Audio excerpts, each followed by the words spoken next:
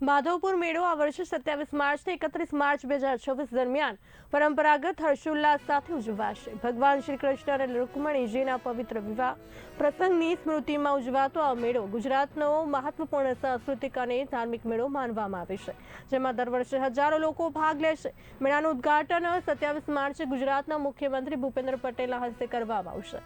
મેળા દરમિયાન 27 થી 29 માર્ચ સુધી રાત્રે 9 વાગ્યાથી વિવાહ શોભાયાત્રા યોજાશે. 30 માર્ચે મામેરુની વિવાહ વિધિ યોજાશે, જ્યારે 31 માર્ચે દ્વારકા ખાતે ભવ્ય સ્વાગત અને સમાપન કાર્યક્રમ યોજાશે.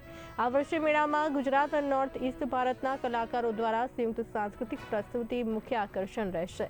બંને પ્રદેશોના કલાકારો એક જ મંચ પર પોતાની લોક સંસ્કૃતિ, નૃત્ય અને સંગીત રજૂ કરશે, જે રાષ્ટ્રીય એકતાનું અનોખું ઉદાહરણ રજૂ કરશે. મેળામાં લોકપ્રિય કલાકારો દ્વારા સંગીત કાર્યક્રમો પણ યોજાશે. કાર્યક્રમ મુજબ 27 માર્ચે ગીતા રબારી, 28 માર્ચે રોજ ગઢવી અને રાજ ગઢવી અને મયુર દવે, 29 માર્ચે ઋષભ આહિર તથા 30 માર્ચે શ્યામલ શબ્દ ગ્રુપ દ્વારા કૃષ્ણ ભક્તિમય સંગીતની રજૂઆત કરવામાં આવશે. મેળાના અંતિમ દિવસે એટલે કે 31 માર્ચે દ્વારકા ખાતે રાજેશ આહિર એન્ડ ગ્રુપ દ્વારા મલ્ટીમીડિયા શો અને ભવ્ય આતશબાજીનું આયોજન કરવામાં આવ્યું છે અને મેળામાં સ્થાનિક કલાકારોને પ્રોત્સાહન આપવા દરરોજ સ્થાનિક ગ્રુપની વિશેષ પ્રસ્તુતિ પણ રાખવામાં આવી છે.